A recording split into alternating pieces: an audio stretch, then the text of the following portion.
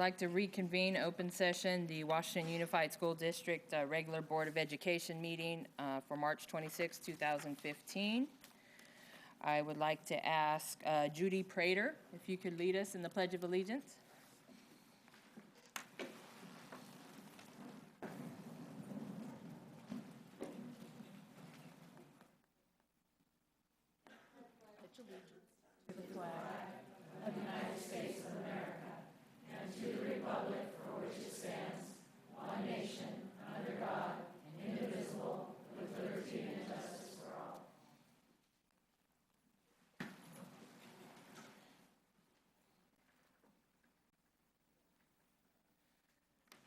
Announcements of items taken in closed session. Item number 1, Government Code Section 54957, Public Employee Discipline Dismissal Release. Direction was given. Item number 2, Government Code Section 54957, Public Employee Performance Evaluation, Selection of Employee of the Year. 1 elementary teacher, 1 secondary teacher, 1 support staff employee, 2 classified employees, and 1 volunteer of the year. The information was provided. And items 3 and 4, we will return to closed session at a later time. Communications and celebrations. Thank you, President Cruz. We do have a celebration this evening. I'm going to call on our principal from Bridgeway Island, Ms. Grace Chin, to come forward, and we will be recognizing a student for his success with the spelling bee this year. Grace, thank you.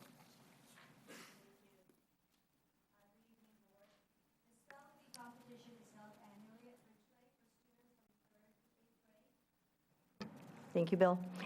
Jack, who is currently an 8th grade student, has been a contestant at the school since 3rd grade, and he has always wanted to be the school champion to represent our school. After winning the school competition, Jack had to pass a written spelling bee assessment in January, and his score had to qualify for the oral spelling bee. The regional oral spelling bee was held in March, and all the finalists from the region who passed the written assessment qualified to participate. We are proud of the accomplishment of Jack Hargrove and want to congratulate him for all of his hard work and for placing 9th out of the 63 regional finalists. So here's Jack Hargrove. I would like to invite the board to come down and congratulate Jack. I'd like to... Hello, can you hear me? Yeah, barely. I'd like to invite you down to congratulate Jack and his parents. Thank you, Grace. And his grandparents, too. And grandparents and friends. Take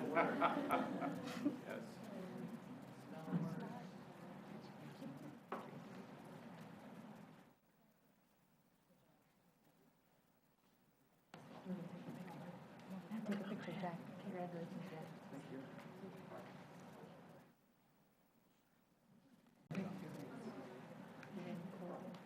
Grace, you want to come in? Oh, please. Yeah.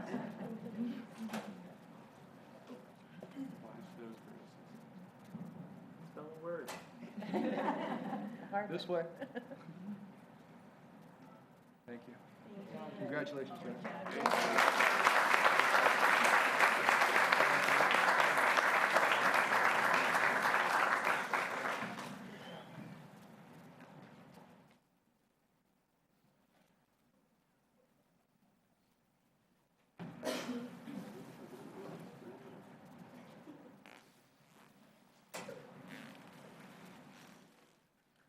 Okay, no student board member report tonight. WTA.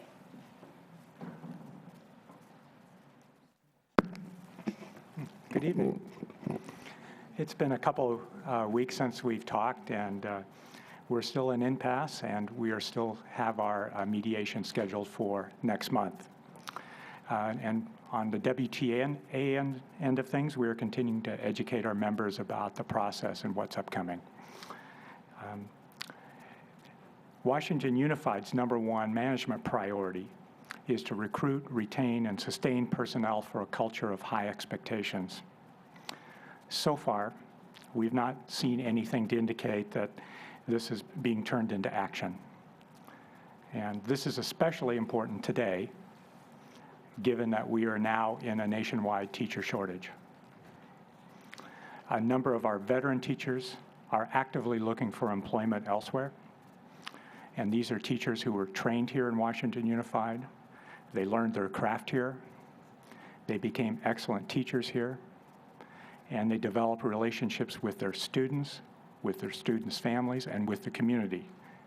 And these teachers, when they leave, their loss is going to be felt hard, and they're going to be hard to replace. And as the district goes into the jobs fairs and other job-seeking processes this spring, what is it that WSD is going to offer to new and veteran teachers who would like to find new employment? Are salaries and benefits competitive? The answer is no. And if you look at the thing I gave to Ms. Cruz, I can go over some of what we see. If you look at the career maximums, there's a 12% difference between us and the highest district in the neighborhood. That would be Twin Rivers. If you look at Step 11 or Step 10, Step 10 leaving, going into Step 11, which is what many other districts will offer teachers coming into their district, we are up to almost 20% less pay than some of our neighboring districts. If we look at 7 years experience, which is what Washington Unified offers employees coming into the district, we're up to 16% behind neighboring school districts. And for new teachers, new employees, we're up to 17% lower than neighboring districts. We need to deal with this.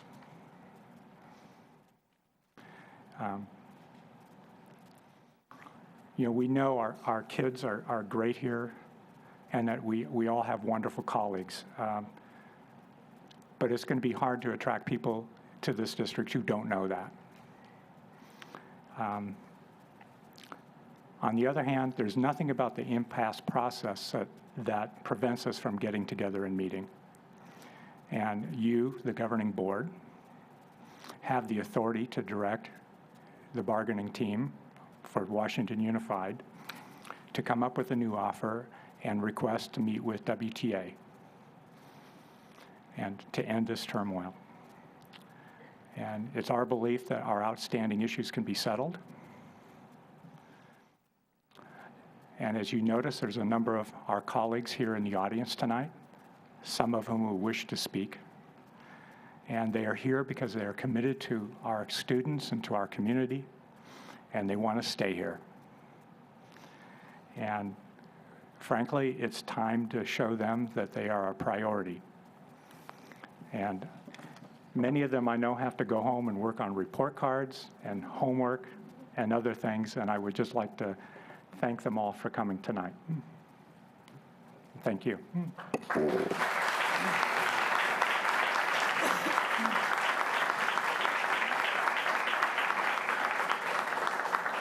CSEA, Deborah?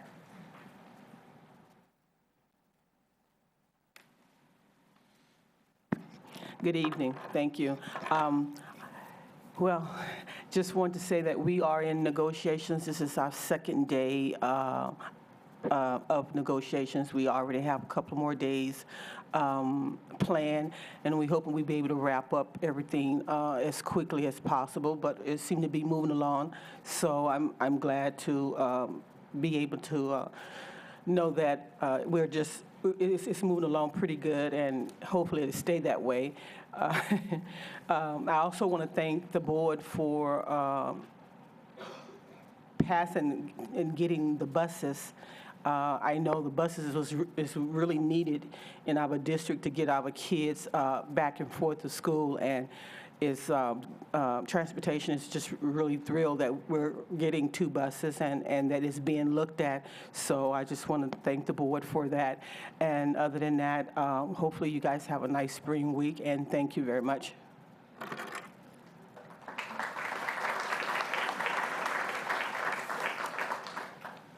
Okay, we have various public comments. I'm going to go ahead and give our disclaimer. Public comments at this time. Members of the public may address the board on topics that are under the jurisdiction of the board and are not on the agenda, although the board by law may not take action at this meeting. Education Code 3514535, the board may limit the total time for public input on any topic to 20 minutes unless it chooses to waive the item limit for a particular item. Individual speakers may be limited to 3 minutes to comment on any topic. Public comments consisting of individual charges, complaints, or derogatory remarks about any district employee are requested to be submitted in writing to the administration in accordance with the district complaint procedure. And first, we have, is it Charles Castorina?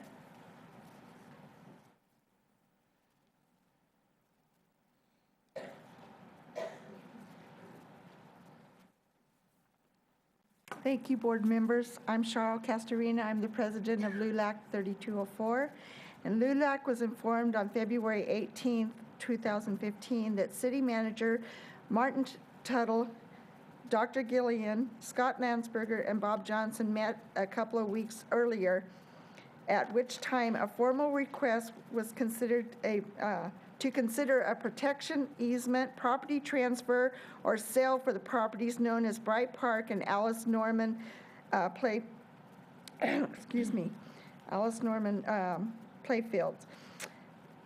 And that at this time they were going to request an analyze from their legal counsel. It has been almost 2 months later, and we are wondering if they're any closer to getting to a resolve.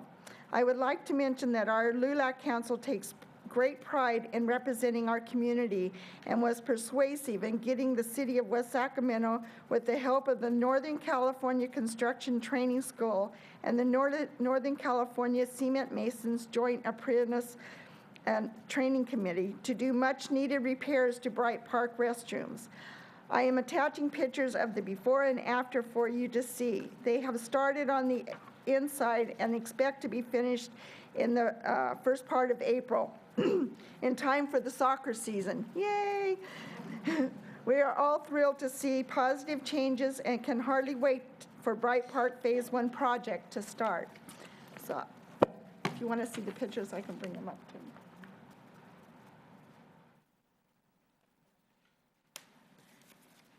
It's looking good. Thank you, Cheryl.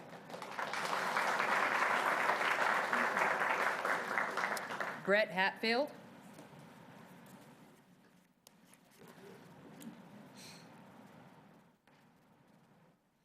Good evening. My name is Brett Hatfield. I am an 8th-year teacher at the high school, 4 of those at this high school. I've been the soccer coach for all 4 years that I've been at the high school. I've worked with the foster youth program for 3 years. I've worked with the academic outreach after school program for over a year. I've been through a YDN training and co-facilitated 3 other YDN trainings. I'm very, very involved, and I care a lot about our students. I'm also currently looking for a new job. I would be lying if I said that part of that wasn't due to the pay. Although there are many factors that go into it, that is definitely one of them. And we have a very, very high turnover rate at the high school. And when we look at the stats of the neighboring districts and the money that they make, that is definitely a huge factor. When I look at the 2 neighboring districts by my house, we're looking at $5,000 to $9,000 difference. That is extremely significant. And while teachers don't care that much about money, obviously, or we wouldn't be teachers, that is still a big enough difference to make people not want to come to our district. If I leave, it will be hard to hire a new person, because looking at the first-year pay of Washington Unified versus other districts, like I said, up to a 15% difference on every step of the scale. The stats show that we do not match up with districts that have very similar demographics and free and reduced lunch. Very similar students, very similar areas that pay extremely, extremely less than those districts. It's something that needs to be addressed. And what I try and do with everything I do as a teacher is ask myself one question: what's best for the students? And what's best for the students is to have highly qualified, educated teachers. And we cannot do that with the pay difference between our district and neighboring districts that are similar. Thank you.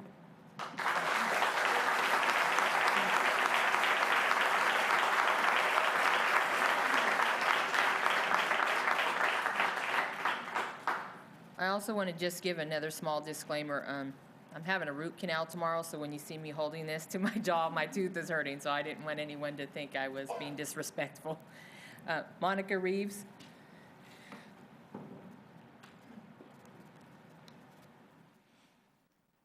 I'm shorter.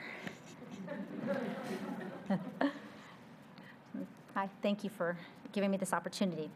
I love my profession, and I speak these words about my profession and the teachers I care about here in Washington Unified. The district's public goals are to recruit, retain, and sustain personnel for a culture of high expectations. Teachers in this district have high expectations as well. We worry that your stated goals are just a shiny banner at job fairs and lack the monetary compensation to see these goals through. Recruit.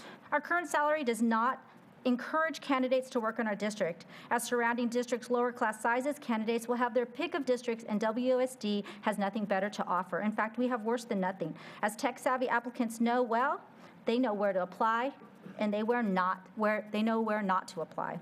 Retain. Teachers who have been working for 1 to 10 years in this district can easily move to higher paying jobs that cover more health care. Additionally, many districts are ahead of the curve on Common Core. Why stay in a district that has no Common Core plan? These teachers are taking all the training, resources, and professional development we offered, paid for by the district, and taking it somewhere else for better pay. WSD is a stepping stone, not a place to stay. This is a detriment to our students. I have spoken at the Stonegate PTO meeting, and parents are mad about the large class sizes there. They are concerned that teachers are leaving. They expect their kids to have a high-quality education with high-quality teachers. Second rate will not do for these parents in West Sacramento. Parents are willing to talk about their concerns regarding their child's education. They feel it's ridiculous to have big class sizes given the current state funding models. Sustain. It's very disrespectful for a district's hardworking and longest tenured teachers to be offered such a low increase. It is additionally disrespectful to say you have little or no money to spare and that you are in a structural deficit. Throughout their careers, these core teachers have done more with less. These core teachers have taken new teachers under their wings. These core teachers have kept things going during the recession. These veteran and experienced teachers don't feel sustained when they see the district year after year with high ending balances and a very little pay. The fact that the district offer is not keeping us in parity with surrounding districts is offensive. The district has plenty of money. We will hold out. A 3% reserve is required.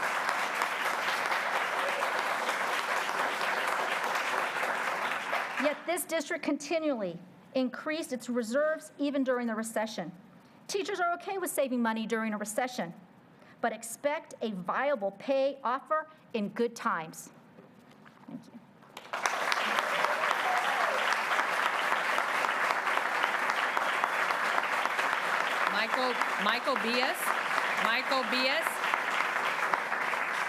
Michael Bies, B-E-U-S. Buse. Is he here, Michael?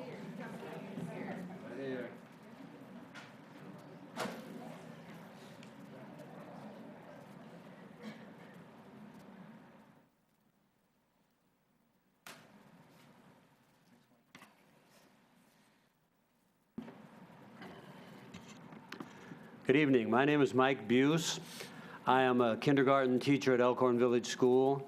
I am also vice president and grievance chair of the Washington Teachers Association. As you can see, we're distressed and disturbed by our current state of impasse. I'd like to read the comments of our friend and colleague, Ronica Carlisle, who teaches and in fact taught my children at River City High School, and who for reasons of illness is unable to be with us this evening. I quote, "Washington Unified School District does not value education. If it did, it would pay its teachers a competitive salary. It does not. In fact, the teacher salaries of WUSD are in the bottom third of those in the greater Sacramento region, with a difference up to $10,000 per year. There is a ridiculous notion in this community that teachers make too much despite this substantial pay gap. Let me remind you that teachers are college-educated professionals who have spent at least half a decade and tens of thousands of dollars to acquire the necessary skills to start their careers. This high level of commitment goes unappreciated by this district. What is truly valued here is everyone besides the teachers. We have the highest paid custodians and competitively paid administrators. Secretaries and custodians select the medical plan of their choice for free while teachers are left footing the bill. This is entirely counterintuitive, as the primary purpose of a school is to educate.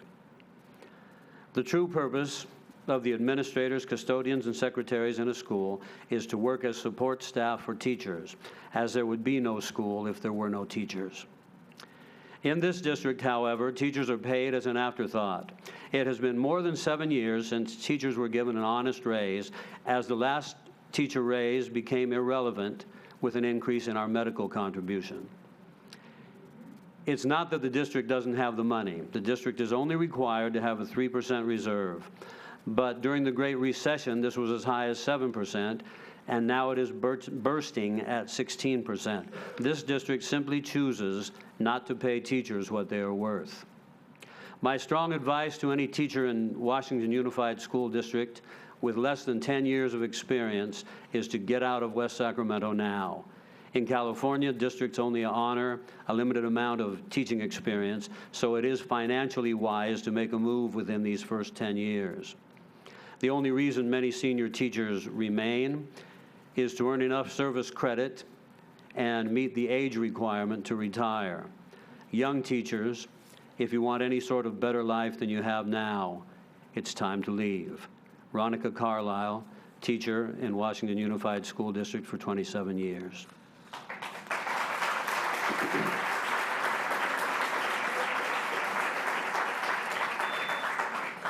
To provide you with a further insight into what we are hearing from our teachers in the Washington Teachers Association, I would like to read the following comment as well. I love my job and would prefer to remain with the district, but I'm strongly considering leaving due to our salary scale. I understand that we are at an impasse, but was wondering if you could give me a rough estimate of how you think the scale will change when and if an agreement is reached. I'm due to make $66,000 next year and have a teaching job offer of $84,000. I know our new scale wouldn't match the money of that offer, but I'm hoping it will close the gap enough for it to make sense for me to stay. Thanks for all the hard work the team has been putting in this year. Thank you. Thank you.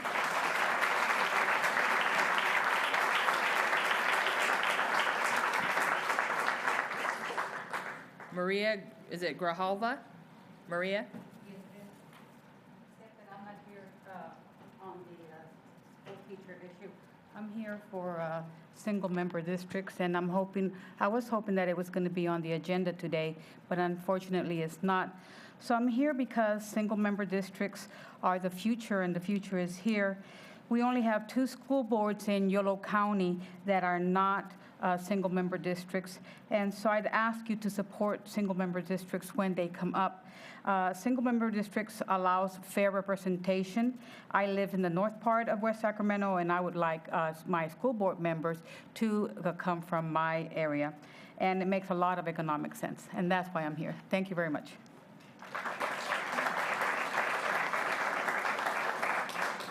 Sandra Miranda?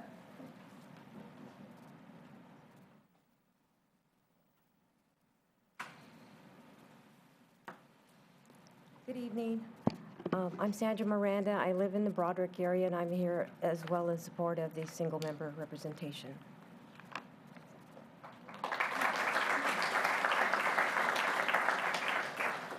Conrad Miranda, Jr.?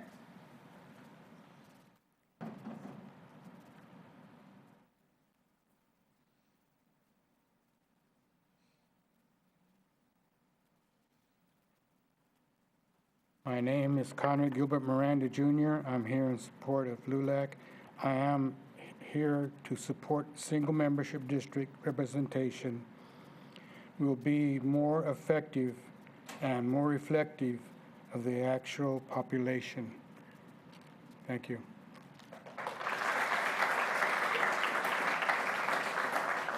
Conrad Miranda III.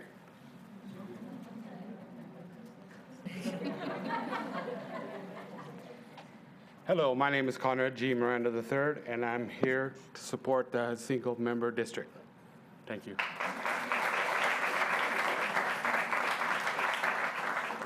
Raquel Andrade.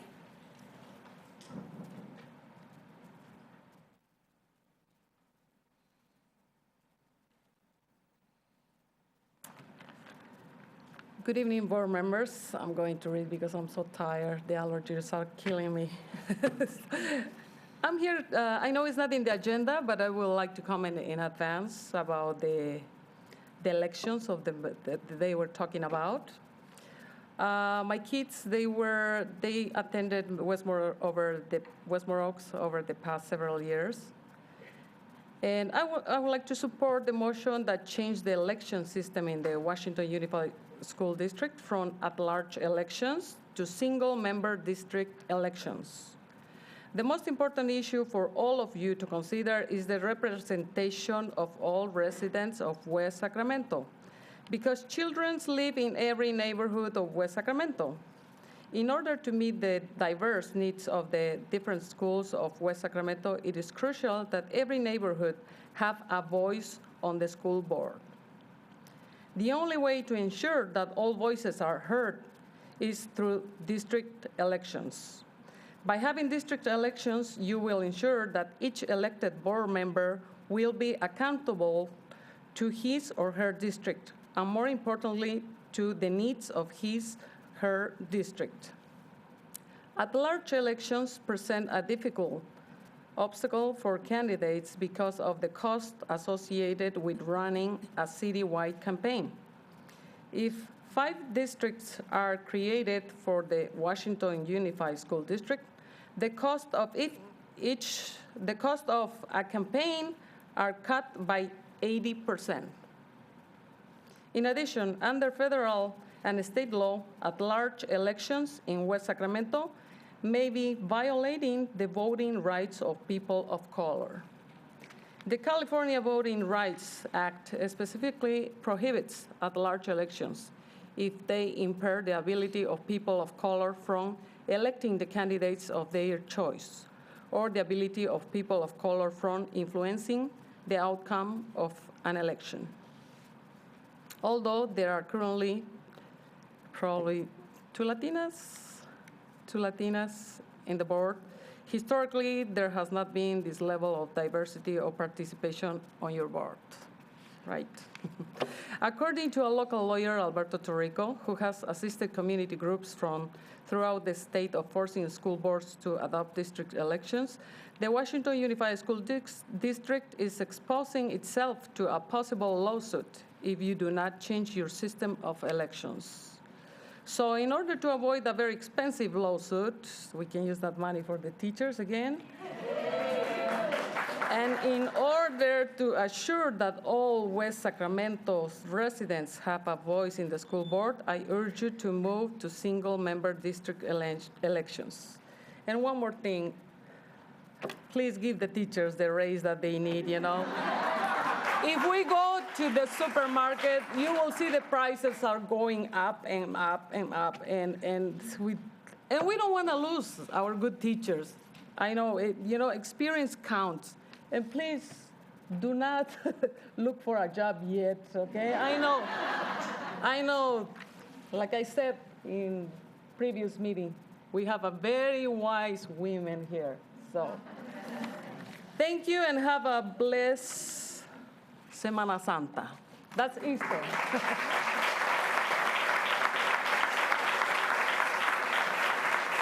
Judy Prater.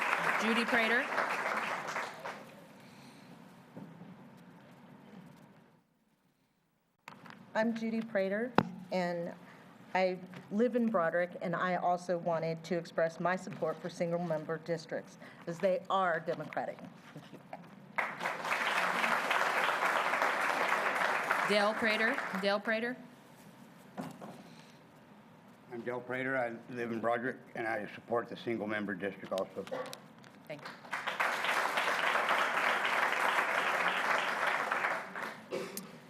We have board and superintendent comments. Ms. Leland? Well, I want to welcome you all again here tonight. I guess it's not St. Patrick's Day, but it is refreshing to see your faces. I know you could be at home doing homework. I know you're here because you do care about the district, you care about our students, and you care about our future. And so I just want to say I heard you. I want to say I work for all of you, but including parents and students and all the other parts of our community. And that as I make decisions up here, I have to make those decisions based on what's, fair for all the different needs that we have in the district. But again, I heard you, I work for you, and I will be fair. And so thank you for coming, and hope you get all that homework graded tonight. Board Member Villegas? Board Member Alcala? Okay. First, I'd like to just let everyone know that the Cesar Chavez Youth Leadership Conference is on this weekend at UC Davis. Wonderful partnership. We have a busload of our students from River City attending. Also, I had a wonderful opportunity to go to the state capitol this week and learn an awful lot about education. I actually testified before an Assembly and a Senate committee. The governor's budget is looking at cutting parent and senior adult education. And we all know that one of the biggest barriers to the preparation and the achievement gap is lack of parent participation. But in this age of technology, many of our teachers are communicating through emails. And that's where the problem arises, because if they cut these classes from the budget, what we're going to find is that the skills are not going to be there for these parents that are usually English as a second language, and a lot of seniors who are now raising their grandchildren. They just don't have the capacity to communicate. And we know how important it is, to have this participation from parents. So it was lobbying there, to keep this in our budget. And I believe some of us met with different members of Kevin DeLeon's, as well as who's a pro tem of the Senate, and members of Tony Atkins, who is the Assembly leader, speaker. So we're very hopeful. I also understand we have a very healthy education budget coming, and this means a lot more money for schools all around. My understanding is the budget was $668 million, I believe that's what I heard, plus $1.2 billion one-time payment that's coming around. So things are really looking up, and I have definitely taken note of that. Thank you. Board Member Kirby Gonzalez? Hi. So I missed the last board meeting, the only one I've missed, but I did watch it on TV and got a good recap.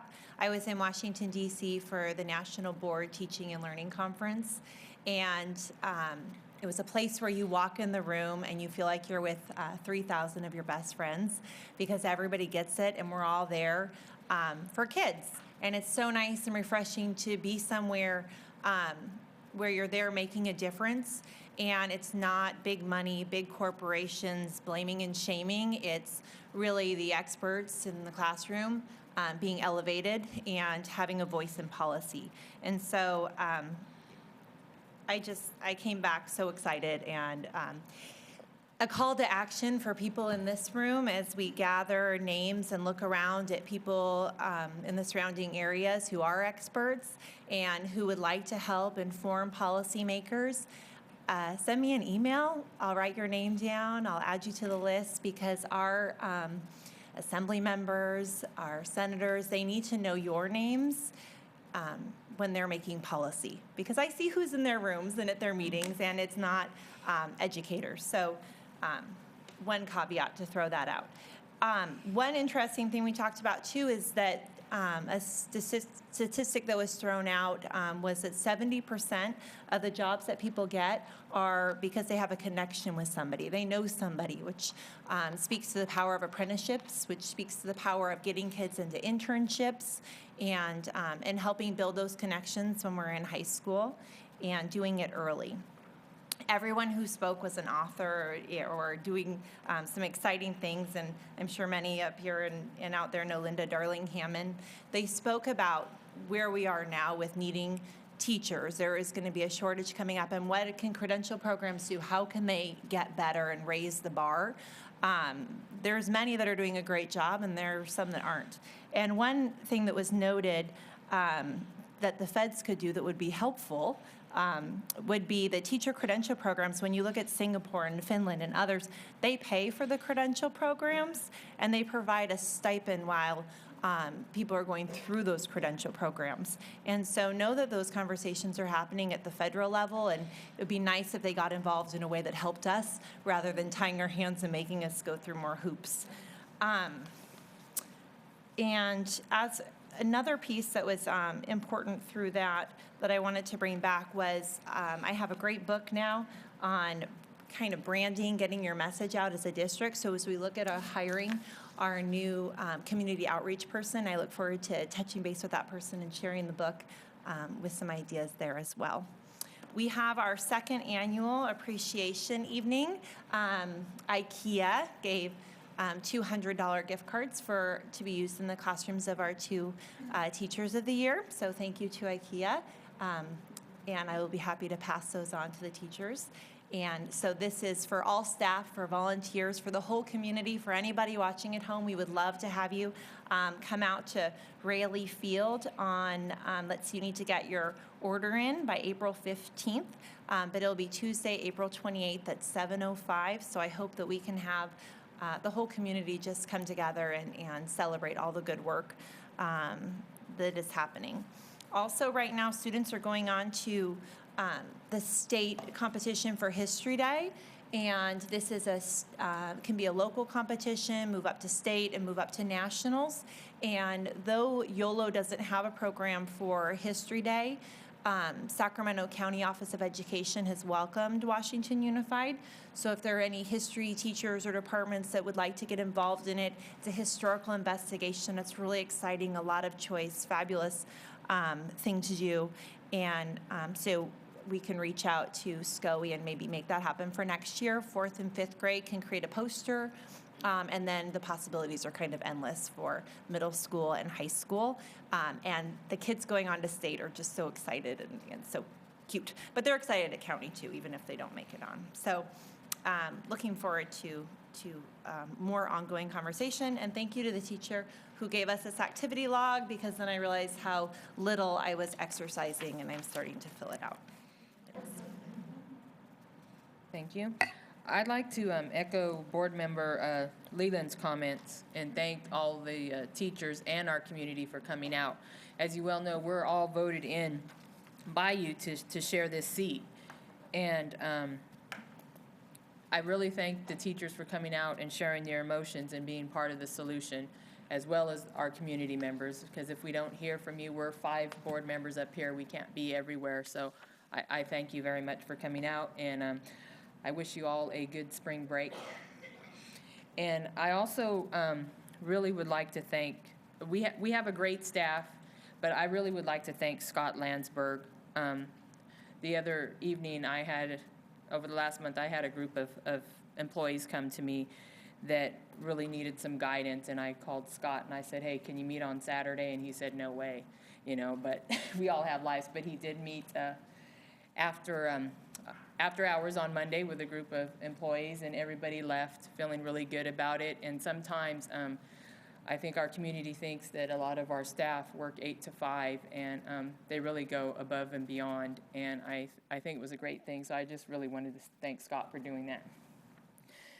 And I know Board Member Alcala and myself and some of the staff attended the Excellence Awards in Woodland the other night, and it was great to see all the communities and all the different programs and the great folks that we have. So with that, Dr. Gillian, you? Thank you. Just a couple things. I would like to respond to a couple of the comments shared tonight in public comments, and just alert the board to the future board agenda items on the back page of our agenda. A couple of the things discussed will in fact be addressed by this board, both the Bright Park development piece. The city is working with Scott Landsberger and his crew to develop a joint presentation. We're scheduling that for, at this point, tentatively, I need to say tentatively until we actually see it, but I'm looking at August 23rd for the discussion and presentation to the board. With regard to the trustee areas, that also has been discussed by the board, and I've reached out to the county voter registrar's office in Yolo County, and they're developing a sample grid, if you will, to identify how those precincts might fall. I checked on the timeline, and because of the election in November 2016, we'd really want to have a decision, from this board by December 2015 or so in order to make the changes for the ballot. So that is in play. I'm, at this point, have requested information from the county office, and that's forthcoming. So I'm thinking that may happen in April or May, I presume, depending on their backlog. So I'll keep you apprised of that. But I wanted the crowd to know here while they're here that we are tending to these matters. It's just going to take some time. Thank you. Thank you. We're going to move on to information and discussion items. I know all of you really want to stay and hear all this, but if you'd like to, we'll take a moment so you can step out. Thank you. Have a good spring break, everyone.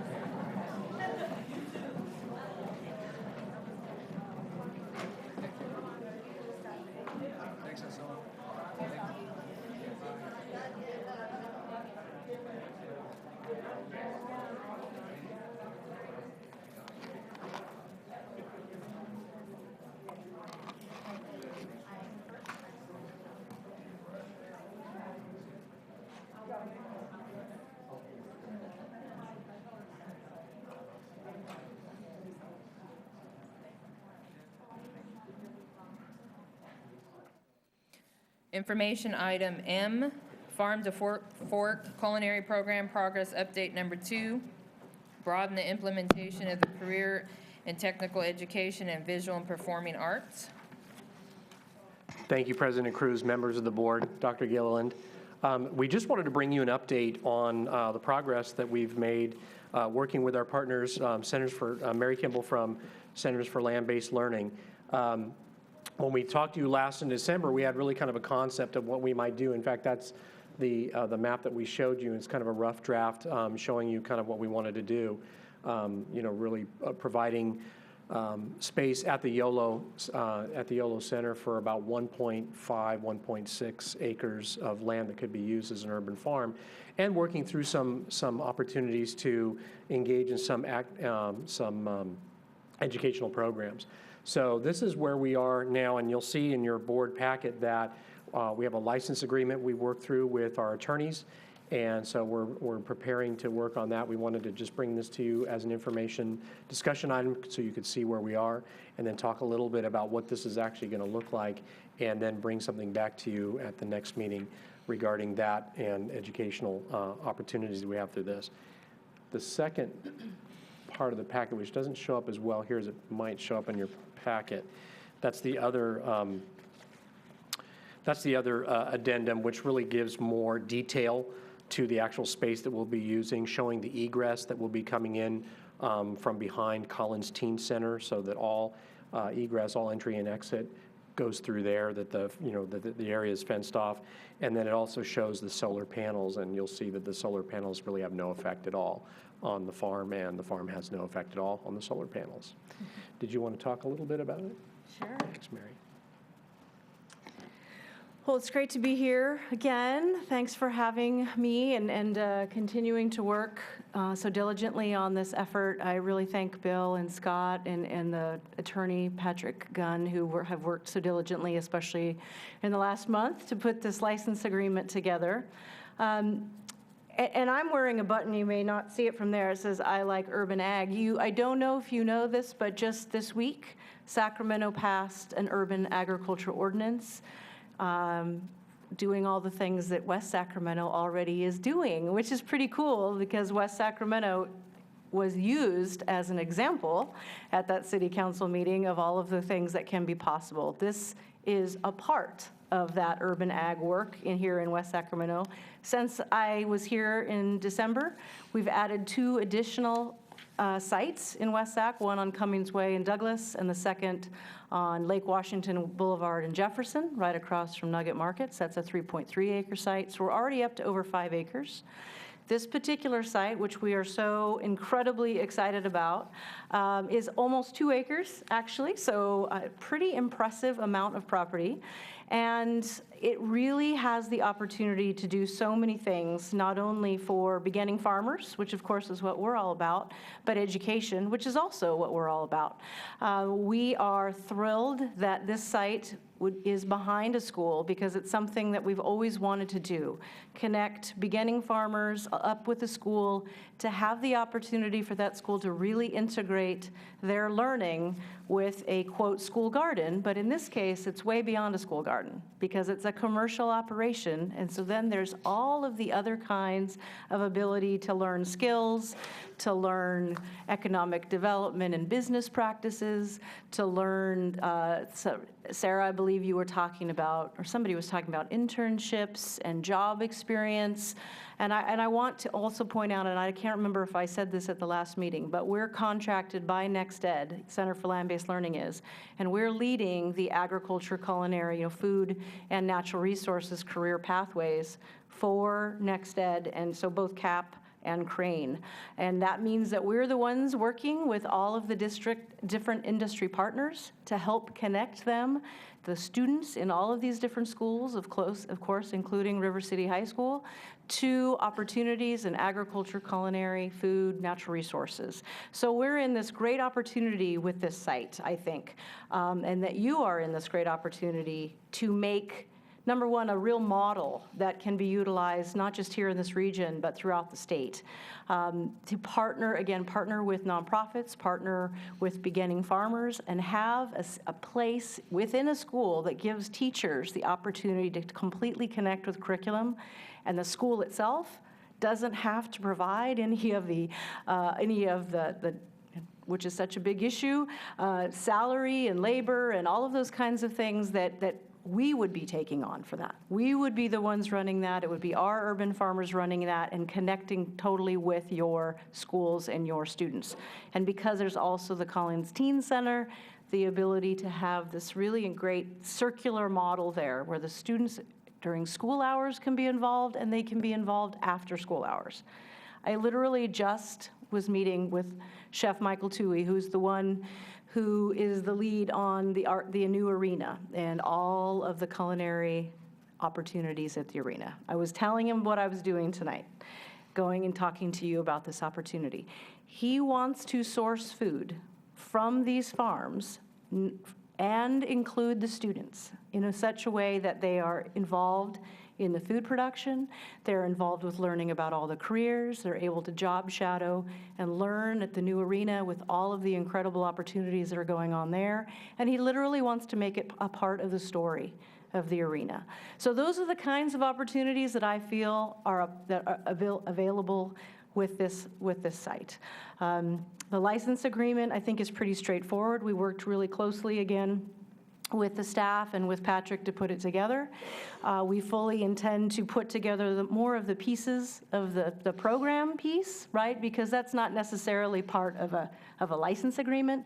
The program piece is something that comes later and can be more flexible, and is something that we can, we could update from year to year versus a license agreement that needs to be in place in terms of how we're using the space, the physical space, and how we can enter into that, how you can enter into that, how we can enter into that. So if there's any questions about anything that's either on the map or within the license agreement itself, I can certainly try to answer those, or anything else about plans for the future. And also Rayleigh's is, again, I think I said this at the last time, Rayleigh's is sponsoring the site. I've been meeting very closely with them in the last 4 or 5 months. We are having monthly and sometimes weekly meetings. and I cannot tell you how excited they are about the integration with them. And again, all of the culinary and job opportunities, internships that they hope to provide as well. Are there any questions? I have a question. Sure. I told you I spent my whole week over at the Capitol. And agricultural management seems to be a big industry. Is there any time that we could maybe collaborate with the curriculum here in West Sac? Mm-hmm. Because understood a lot of districts were doing. They were preparing them in high school, this agricultural management program. And then we have a community college. Right. So it seems to be a great marriage. Right. Is there anything in the works? Exactly, and those are the kinds of things that we're doing as part of the industry roundtable that we're leading for Next Ed. So that's all with career pathways. So we're working with about 22 different companies in this region, and that right now, and that's only going to expand. We've had one meeting. We had 22 companies represented there, many of which are that ag business, ag management focus. And we had over 100 educators. And when we put them together, we literally had a mixer together. It was, we were told by Next Ed, because they have 6 different industry clusters, that was the most dynamic of all of the meetings they've had so far with the industry clusters. So we fully intend to assist River City High, obviously YOLO Ed Center, with, really it's about what are the jobs in this region, right? And so you're absolutely right. Agricultural management, ag business is a huge growing area. The number one actually growth area in California is with food. Oh gosh, I just lost no, not distribution. It's all about food safety, excuse me. 600% increase in jobs in California in the next 5 years, food safety. Again, this is the perfect opportunity to teach high school students about food safety and all of the different regulations and what's incorporated that, all the different kinds of companies in this region that are needing food safety technicians, food safety managers, food safety da-da-da-da-da. There's a million different, probably not a million, but several hundred different companies just in this region looking for those kinds of people. The skills gaps are huge right now. We are just not preparing the students for the kinds of jobs in agriculture and culinary food areas that we should be. So this is a perfect opportunity to do that. So are the students receiving credits so they can? Well, that would be something that would be worked out, absolutely. I haven't even, we've been working on this from the usage side. I have not yet, and I can't wait to start working with teachers, to start working with the culinary program, we haven't done that yet. This has been, the initial phase, right, has just been literally about the space and how do we make sure that space works for you and for us. Okay, thank you. Yeah. I can help to answer that question a little bit. We have the specialized secondary program grant that we were able to win back in, I think it was December, and that is part of the development of, further development of farm to fork course descriptions and a course sequence. We have a farm to fork course now that's taught at River City High School, but part of that process is to be able to develop that out, and that can include some ag management business, some other kinds of things as part of the culinary program. Ms. Leland? A great presentation. This is exciting. So I understand that this is just about sort of procuring the land and the environmental toxins or not on the property so that we can invite farmers to come in. My question, and I'm glad you clarified that the curriculum will be, kind of next step.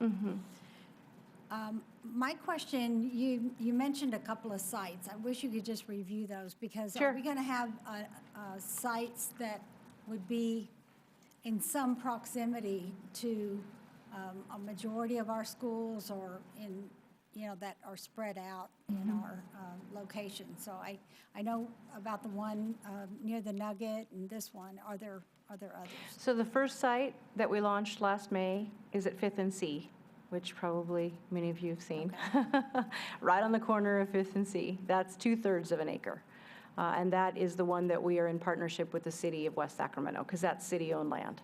So that's really the one that launched this whole thing. The next site after that is 1 acre at Cummings and Douglas, and that is owned by the West Sacramento Housing Development Corporation. It was an acre that was lawn and really unused by the housing area there, and so the executive director decided that he wanted to make that the whole organization wanted to make that available for food production, and that will include a farm stand so that area residents, including those that are in the low-income housing there, because there's quite a few different units, will also be able, obviously, to participate in that farm stand. So obviously, that's another way that this is a benefit. I'm not even talking about all the other kinds of benefits besides education, but the food access issue, of course, is a huge one. Access to local fruits and vegetables, healthy foods right in our own neighborhoods that are grown here. And then the third one, as I said, was the Lake Washington site. That's 3 1/3 acres owned by Engstrom Properties. So we have a lease with them, and this would be the 4th site. Are you looking at additional sites? I mean, is this going to keep Yes. growing? That is so exciting. Yeah. I can't wait to see the second part and to really, watch the program piece grow and look at a graphic, not only the education piece, but the internships and all that. And again, I don't know of very many, if any, other examples like this in California, certainly none in this region. So this is a very exciting opportunity for you, for the Washington Unified School District, again, to really lead the way with Farm to Fork curriculum, connections to internships, industry, jobs. So thank you. Thank you. Ms. Villegas? I have 2 questions. Mm-hmm. Are your farm stands going to take EBT CalFresh?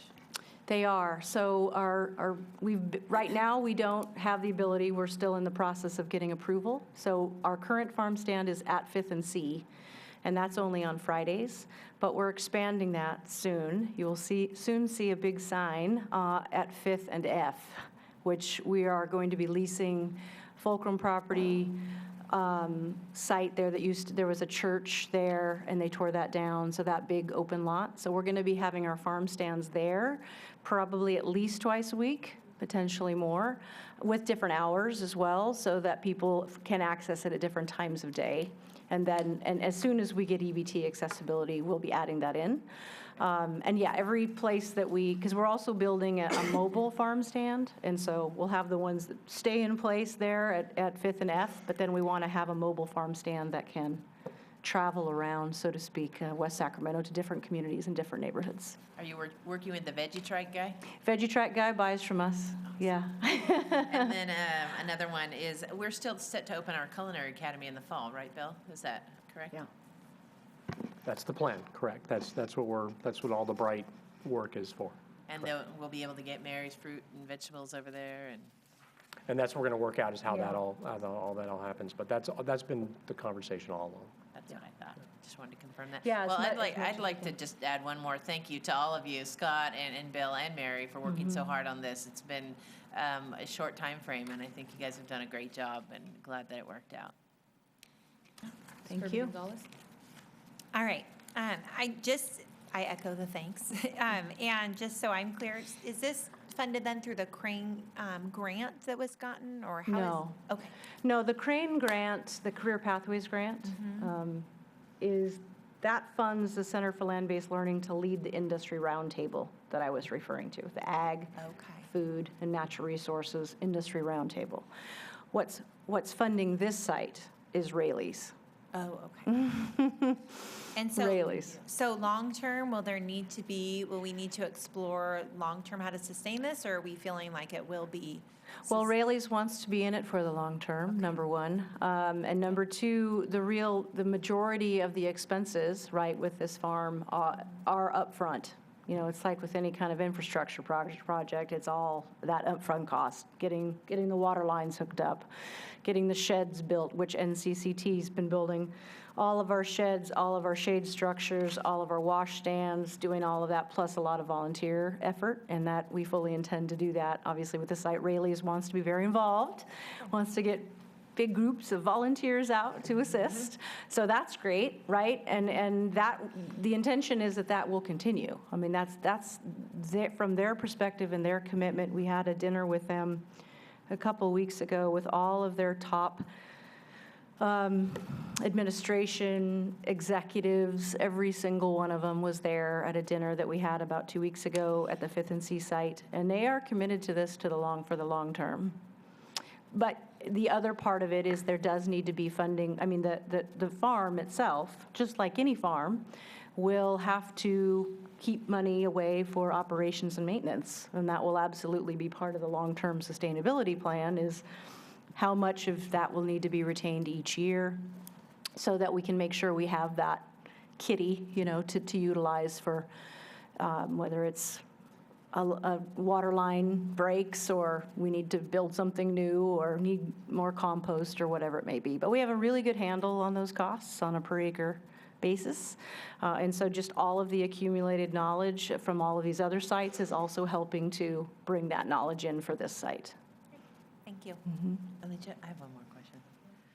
Because I've been to your dinner on the farm, and I would hope that you would bring that when this opens up and it's ready to have a dinner on the farm at that site. I think that'd be a lovely invitation for all of us and all the folks in the community, and maybe even a fundraiser. It's great fun, and I would highly recommend that happen when this is ready. That would be a great opportunity. I agree. I'd love to do that here, somewhere in West Sacramento, where it's whether it's at this site. Hopefully we can do that, right? Hopefully we can make sure the rules allow us to do something like that. I think that would be incredible. Yeah. I'd like to thank you for the update. I'm trying to just... No problem. If you don't have questions, that's fine. I don't have a lot to say right now. Just trying to get through the night. I but understand. Thank you. Great. Thank you. Thanks. Thank you very much. Action item number 1, to approve the job description, Director of Technology, pursue educational, informational, operational technology initiatives. I'd forgotten these were back to back. I bring forward a job description tonight for the Director of Technology. We've made some changes. We've heard from a variety of sources and really kind of looked at it, kind of our initial approach with the departure of our previous IT director was to go ahead and advertise for that position, but with further consideration and really looking at what's happening really across the state and across the nation with these kind of jobs, we wrote a different kind of job description. It really involves some big changes. One is that it becomes a certificated management position. It really looks more towards a person who has educational background, classroom background, administrative experience. And one of the things that you will see in this, and I looked at a number of job descriptions from the area, and it's funny because you can kind of see the evolution of this, based on when they built this job description, if it was 2003 or if it was 2014 or 2015, is that nowhere in this job description do we name Microsoft, do we name Apple, do we name Google, do we name Google Apps for Education, do we name Interisys, Cisco, because as you know, those technologies change dramatically and drastically and all the time. And so we are looking for someone who is nimble enough and forward-thinking enough and educated enough to keep up with the technology and really to try to offer the very best opportunities for our students, for our teachers, for our parents, and for our community. You'll also see that there's a little kind of philosophical piece in the essential functions where it really talks about leading staff to support the end user, really with the end user in mind, that our technology should really be about supporting teaching and learning and access. And so it's really in that spirit that this is offered. So tonight it comes to you as an action item. Our goal is to post this with your approval. I have a public comment from Don Stauffer. Hello. I would like to thank the district and especially Bill for revisiting this job description. I think this is an incredible opportunity to bring something in, given all the changes that are occurring in our schools. And the new job description is very forward-looking and I think fits us very well. Thank you. Is there any comments, questions? Ms. Kirby-Gonzalez? Just, I'm very excited. Thank you. I know it was a lot of work, and you did a lot for this, and I really appreciate it. Thank you. So, thank you. I'm just really pleased with the bullet points that says develop and implement technology for instruction and administrative purposes. I think that's so important because we hear that there are like 100,000 tech jobs that go unfilled in California. This is where the future is, so it's going to be fantastic to have someone, actively engaged in the process of having our kids prepared for that. So, great job. Do I have a motion to approve the job description for Director of Technology? I'll make a motion. Second. All those in favor say aye. Aye. Aye. Thank you. Thank you. Item number 2, Yes, this is the item we would like to pull this evening. President Cruz, do we need a motion to do that, or are you pulling that? I would like to pull it. Okay, thank you. Item number 3, to adopt board resolution number 1415-26 for the lease purchase procurement of school buses. Is that you, Scott? Yes. The resolution that you have in front of you is as a result of the agenda item that we brought to you on the 12th. If you recall, we have an inventory of 26 school buses. 14 of them are home to school, 12 of them are special ed. We received direction from the board to bring back a purchase of 2 buses, which we have done. 2 vehicles is what the request is for. They are both special education vehicles. The specific buses are noted in the third paragraph of the write-up. They are Bluebird T3 RE buses with wheelchair lifts mid-bus, and they are $177,178.79 per vehicle. So you have 2 options with the board resolution that we are asking you to pass. The board resolution just gives the administration the authority under a piggyback contract to actually go and make the purchase. The 2 options that you have are to, 1, purchase the vehicles at a cash price of $354,357.58. Or option number 2 would be to finance the vehicles, and we're currently looking at a rate of 2.4%. We hope to bring that rate down, but that is the high rate. And that would be a total vehicle purchase of $372,100 paid over 5 years at an annual payment of $37,210. The funding for this is out of fund balance in the unrestricted general fund, so that's how you'd be paying for these vehicles. And I can entertain any questions. I have a public comment. Linda McMahon.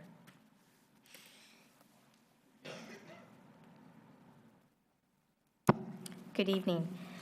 First of all, I'd like to thank you for reconsidering and paring down the school bus expenditure on the last school board agenda. I look forward to your continued efforts to closely examine major purchases in Washington Unified School District, carefully planning according to and based on your priorities and interests of the Washington Unified School District community. Thank you.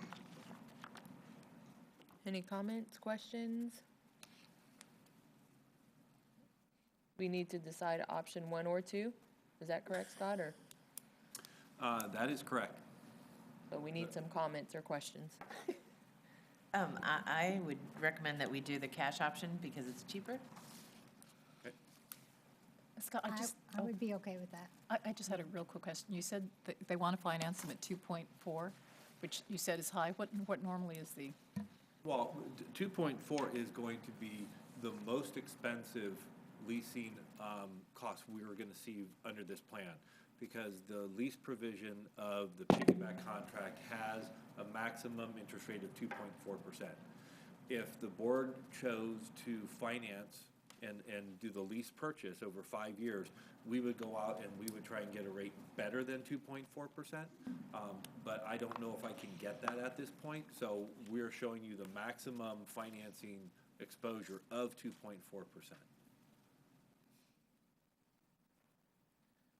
I think if I hear Board Member Leland and Board Member Villegas right, they're good with cash. I'm good with cash.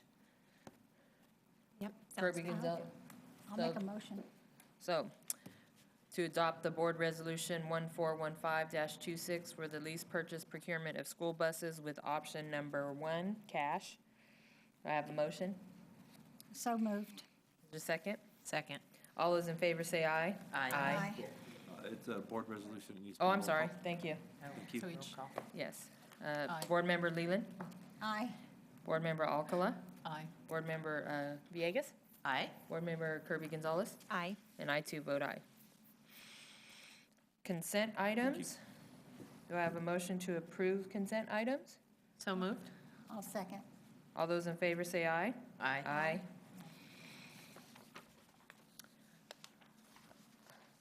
on the board governance discussion.